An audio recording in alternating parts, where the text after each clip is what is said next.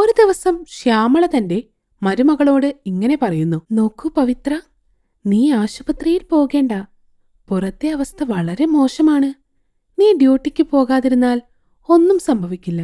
അതുമല്ല, നീ ഗർഭിണിയുമാണ്. പറയുന്നത് കേൾക്കുമോളെ. ഈ അവസ്ഥയിൽ നിനക്ക് വല്ല അസുഖവും പിടിച്ചാൽ നിനക്കും നിന്റെ കുട്ടിക്കും അത് നല്ലതായിരിക്കില്ല. എന്നാലും അമ്മേ, ഞങ്ങളുടെ ആശുപത്രിയിലെ കുറേ നഴ്സസ് ഈ അസുഖം പേടിച്ച് ലീവിലാണ്. ഈ അവസരത്തിൽ ഞാനും പോയില്ലെങ്കിൽ രോഗികളുടെ കാര്യം കഷ്ടമാകും. അമ്മ ടിവിയിലൊക്കെ കാണുന്നില്ലേ എത്ര പേരാണ് മരിക്കുന്നത്? അതുകൊണ്ട് ഞാൻ അവിടെ ഉണ്ടായിരിക്കേണ്ടത് വളരെ അത്യാവശ്യമാണ്.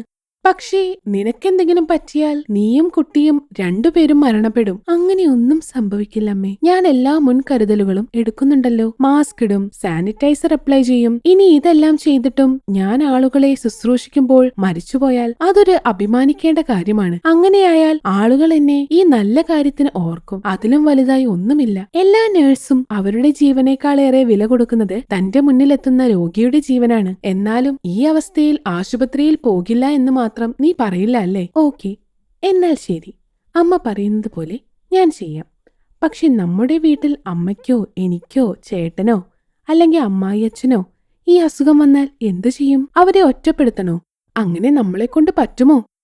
ഇല്ല മോളെ. ഇങ്ങനെ പറഞ്ഞ് അവർ പവിത്രയെ പോകാൻ അനുവദിക്കുന്നു. പവിത്ര ആശുപത്രിയിലെത്തുന്നു. അവിടെ നിരവധി രോഗികൾ ഓക്സിജൻ കിട്ടാതെ വിഷമിക്കുന്നുണ്ടായിരുന്നു.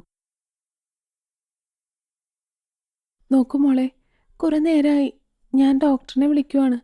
ഡോക്ടർ പുറത്തോട്ട് പോലും വരുന്നില്ല. ഇവിടെ എൻ്റെ മകൻ ശ്വാസം കിട്ടാതെ പിടയുവാണ്. ഇവന് ഓക്സിജൻ കൊടുക്കുമോളെ. ഇങ്ങനെ ഒരു സ്ത്രീ പറയുന്നു. ഉടനെ തന്നെ അവൾ ആ രോഗിക്ക് ഓക്സിജൻ സിലിണ്ടർ ഇട്ടിട്ട് ഡോക്ടറിനെ കാണാനായി പോകുന്നു. ഡോക്ടറിന്റെ ഡോർ അടഞ്ഞു കിടക്കുന്നത് കണ്ട് അവൾ പുറത്തുനിന്ന് വിളിക്കുന്നു. ഡോക്ടർ, വാതിൽ തുറക്കൂ. അവൾ വാതിലിൽ തട്ടി വിളിക്കുന്നു. അപ്പോഴാണ് അവൾക്ക് മനസ്സിലായത് വാതിൽ അടച്ചിട്ടില്ല എന്ന്. അവൾ റൂമിനകത്തേക്ക് കയറിയപ്പോൾ ഡോക്ടർ ശ്വാസം കിട്ടാതെ നിലത്തു കിടന്ന് പിടയുകയാണ്. അവൾ അയാളെ ആശ്വസിപ്പിക്കാൻ ശ്രമിച്ചുകൊണ്ട് ഒരുവിധം വലിച്ചുകൊണ്ടുപോയി ബെഡിൽ കിടത്തുന്നു. എന്നിട്ട് ഓക്സിജൻ കണക്ട് ചെയ്യുന്നു.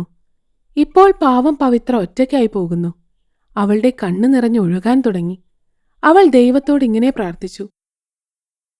ദൈവമേ, ഇങ്ങനെയൊരവസ്ഥ വരുമെന്ന് ഞാൻ ഒരിക്കലും കരുതിയതല്ല.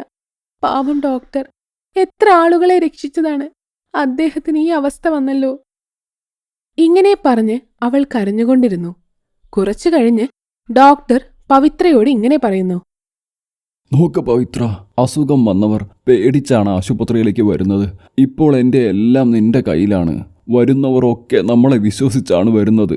നമ്മൾ നോക്കിയില്ലെങ്കിൽ അവർ എന്തു ചെയ്യും? നീ ഗർഭിണിയാണ്. നിന്റെ ഈ അവസ്ഥയിൽ എനിക്ക് വിഷമമുണ്ട്, പേടിയും തോന്നുന്നു.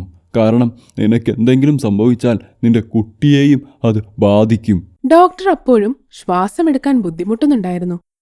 പേടിക്കേണ്ട ഡോക്ടർ, ഞാനെല്ലാം മാനേജ് ചെയ്തുകൊള്ളാം. ഇങ്ങനെ പറഞ്ഞ് അവൾ അദ്ദേഹത്തിന് ധൈര്യം കൊടുക്കുന്നു. പക്ഷെ ഡോക്ടർ കരഞ്ഞുകൊണ്ട് ഇങ്ങനെ പറയുന്നു. ഉള്ള ധൈര്യമൊക്കെ പോയി. എനിക്ക് പേടിയാവുന്നു. എനിക്കിനി എൻ്റെ ഭാര്യയെയും കുട്ടിയെയും കാണാൻ പറ്റുമോ എന്നറിയില്ല. തുടർച്ചയായ ഡ്യൂട്ടി കാരണം ഞാൻ അവരെ കണ്ടിട്ട് 3 മാസമായി. ഡോക്ടറിന്റെ അവസ്ഥ കണ്ട് പവിത്രയും കരയുന്നു. ഞാൻ മറ്റുള്ളവരെ നോക്കിയിട്ട് വരാമെന്ന് പറഞ്ഞ് പവിത്ര മറ്റു രോഗികളുടെ അടുത്തേക്ക് പോകുന്നു. അവൾ അങ്ങനെ സമയം പോകുന്നതറിയാതെ അവരുടെ കൂടെ കഴിയുന്നു. സമയത്ത് ഭക്ഷണം കഴിക്കാൻ പോലും അവൾ മറന്നുപോയി. അപ്പോൾ അവളുടെ ഭർത്താവ് അവളെ ഫോൺ വിളിക്കുന്നു. ഹലോ പവിത്ര, നേരെ വൈകിയല്ലോ. നീ ആശുപത്രിയിൽ എന്ത് ചെയ്യുകയാ? നോക്കൂ, ഇവിടെ അവസ്ഥ വളരെ മോശമാണ്. ഡോക്ടറിനും ഈ രോഗം പിടിപെട്ടു. എനിക്കിവിടെ തങ്ങേണ്ടതായി വരും. കുറച്ചു ദിവസം ഞാൻ ഇവിടെ നിന്നോളാം. നിനക്ക് നിന്നെക്കുറിച്ചോ നിന്റെ കൊച്ചിനെക്കുറിച്ചോ വല്ല ചിന്തയുമുണ്ടോ? പറ, മറുപടി പറ. നിങ്ങൾ പറയുന്നത് 2 ജീവനുകളെക്കുറിച്ചാണ്. പക്ഷെ നിരവധി ജീവനുകളാണ് ഞങ്ങളെ വിശ്വസിച്ച് ഇവിടെ ചികിത്സയ്ക്ക് വരുന്നത്. അവരുടെ വിശ്വാസം തകർക്കാൻ ആവില്ല. അവരെ സഹായിച്ചേ പറ്റൂ. ദയവായി നിങ്ങൾ മനസ്സിലാക്കൂ. ശരി, നീ അവിടെ നിന്നോ. സമയം കിട്ടുമ്പോൾ വിളിക്കാൻ മറക്കല്ലേ. നിന്റെ ആരോഗ്യവും നോക്കണം. ഇങ്ങനെ പറഞ്ഞിട്ട് അയാൾ ഫോൺ ഡിസ്കണക്ട് ചെയ്യുന്നു. ആശുപത്രിയിൽ പവിത്ര എല്ലാ രോഗികളെയും നന്നായി കെയർ ചെയ്യുന്നു. അപ്പോൾ 2 പേർ അങ്ങോട്ടേക്ക് വരുന്നു. അവർക്ക് ചെറിയ ശ്വാസമുണ്ടായിരുന്നു. ദയവായി നിങ്ങൾ അടുത്തുള്ള മറ്റേതെങ്കിലും ആശുപത്രിയിലേക്ക് പോകൂ. ഇവിടെ ബെഡും ഓക്സിജനും ഇല്ല. നിങ്ങൾ പെട്ടെന്ന് തന്നെ പൊക്കോളൂ. ഈശ്വര, എനിക്കിനിയും അലയാൻ വയ്യ. 3 ആശുപത്രികളിൽ പോയിട്ടാണ് വരുന്നത്. എല്ലായിടത്തും ഇതേ അവസ്ഥയാണ്. ഇങ്ങനെ പറഞ്ഞ് അയാൾ അവരോട് യാചിക്കുന്നു. നേഴ്സ് അവരെ സമാധാനിപ്പിച്ചുകൊണ്ടിരുന്നപ്പോൾ ഒരാൾ അങ്ങോട്ടേക്ക് വരുന്നു.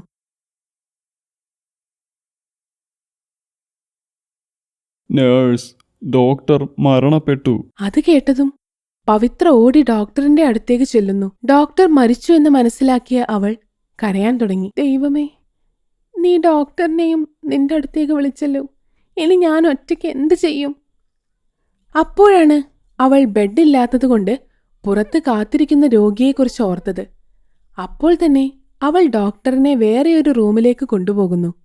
എന്നിട്ട് ബെഡ് വൃത്തിയാക്കിയിട്ട് പുറത്ത് കാത്തുനിന്ന ഒരു രോഗിയെ ആ ബെഡിൽ കിടത്തി അവർക്ക് ഓക്സിജൻ സിലിണ്ടർ കണക്ട് ചെയ്യുന്നു. ആ സമയം വേറെ ഒരാൾ കൂടി മരിച്ചതുകൊണ്ട് അയാളുടെ ഓക്സിജൻ സിലിണ്ടർ അവിടെ കാത്തിരുന്ന 2ാമത്തെ രോഗിക്ക് കൊടുക്കുന്നു. അവിടെ ഉണ്ടായിരുന്ന എല്ലാവരും വളരെ പേടിച്ച അവസ്ഥയിലായിരുന്നു. പവിത്ര എല്ലാവരോടും ഇങ്ങനെ പറയുന്നു: ദയവു ചെയ്ത് ആരും പേടിക്കണ്ട.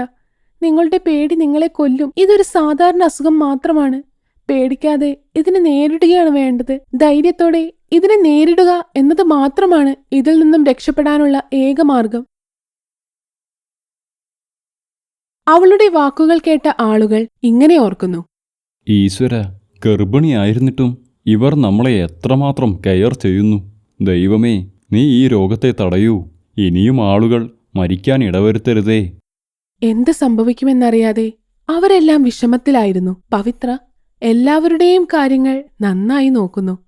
അവൾ സമയത്ത് ഭക്ഷണം കഴിക്കാൻ മറന്നുപോകുന്നു. അവൾ അവളുടെ മൊബൈൽ ക്യാമറ ഓൺ ചെയ്ത് ഒരു വീഡിയോ ഷൂട്ട് ചെയ്യുന്നു.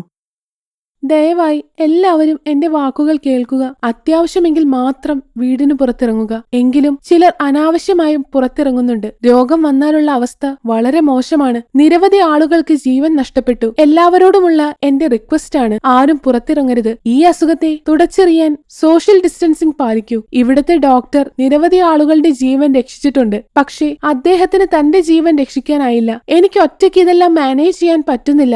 ഈ വീഡിയോ എല്ലാവരിലേക്കും എത്തിക്കുക. ഇവിടെ വരാൻ കഴിയുന്ന നഴ്സസ്, ഡോക്ടേഴ്സ് എന്നിവർ ഇവിടെ വരണമെന്ന് അപേക്ഷിക്കുന്നു. പവിത്ര ആ വീഡിയോ ഫേസ്ബുക്കിൽ പോസ്റ്റ് ചെയ്യുന്നു. ആ ഹോസ്പിറ്റലിൽ ജോലി ചെയ്യുന്ന എന്നാൽ ലീവ് എടുത്ത് വീട്ടിലിരിക്കുന്ന നഴ്സസ് വാണിയും വിമലയും ഇങ്ങനെ പറയുന്നു: ഗർഭിണിയായിട്ടും അവർ എല്ലാവരെയും നോക്കുന്നു. നമ്മൾ പക്ഷെ വീട്ടിൽ സുഖമായിരിക്കുകയാണല്ലോ. നമ്മൾ ഈ പുണ്യമായ ജോലി തിരഞ്ഞെടുത്തത് ഇത്തരം അവസ്ഥകൾ മുന്നിൽ കണ്ടുകൊണ്ട് തന്നെയല്ലേ. നമ്മളും ആശുപത്രിയിൽ പോകണം. ദൈവത്തിൽ വിശ്വാസം അർപ്പിച്ചിട്ട് നമുക്ക് മുന്നോട്ട് പോകാം.